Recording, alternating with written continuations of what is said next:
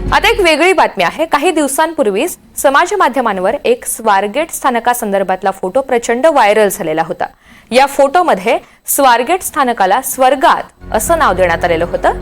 बऱ्याच जणांनी हा व्हायरल फोटो पुण्यातला मेट्रो स्थानकावरचा आहे म्हणून पुणे मेट्रोवर निशाणा साधलेला होता।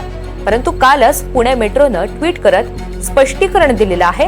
हा व्हायरल होत असलेला फोटो याचा पुणे मेट्रोशी काहीही संबंध नाही। दुसरीकडे मात्र असंही म्हटलं जातंय की हा एक जुना BRT वरचा फलक आहे। रेवती हिंगवे आपल्याला या सगळ्या संदर्भात अधिकची माहिती देणार आहेत। रेवती, नेमका या व्हायरल फोटो मागची कहाणी काय आणि आता पुणे मेट्रोनं काय स्पष्टीकरण दिलं?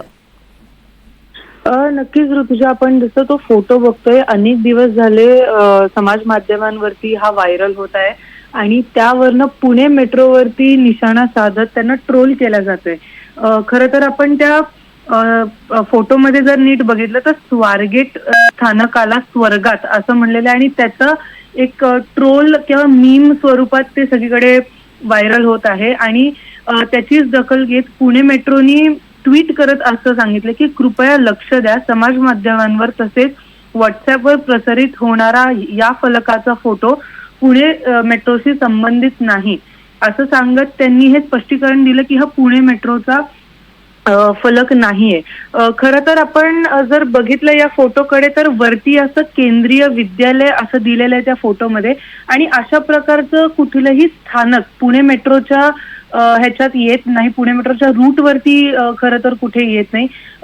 त्याची सगळ्यात पहिली शक्यता अशी म्हणली जाते की हा एकतर एडिटेड फोटो असू शकतो, फोटोशॉप केलेला असू शकतो किंवा आणि त्याची दुसरी शक्यता देखील अशी वर्तवली जाते की दुसरी शक्यता त्याची अशी देखील वर्तवली जाते की हा जुना एक BRTचा फलक असण्याची ही शक्यता आहे। खरं तर आता पुणे मेट्रोनी ह्याच्यावरती ट्विट करत स्पष्टीकरण दिले, पण आता पुणे मेट्रो नक्की काय कारवाई करते हे पाहणं महत्त्वाचं ठरणार आहे ऋतुजा।